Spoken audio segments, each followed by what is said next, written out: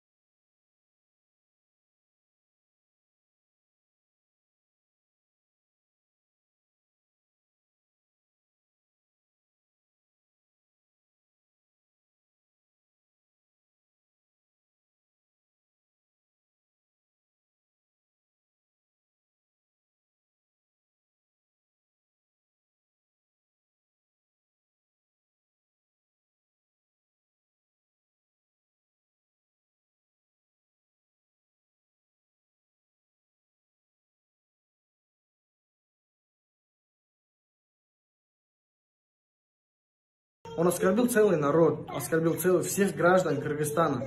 Меня тоже за то, что я с 2 флагами вышел, оскорбляли, обзывали, как только что не делали. Но я не оскорблял народ, меня не бомбило так. Его бомбануло так, потому что он реально вот так свысока на людей смотрит. Если ты зарабатываешь большие деньги, не надо так на людей смотреть. У нас люди 15 тысяч зарабатывают в месяц не из-за того, что у них с мозгами проблема, а из-за того, что наше государство такое, правительство такое. 15 человек сидят на верхушке, забивают свои карманы, не думая о народе. Я искренне жду видео, где его поломают. Черт ты!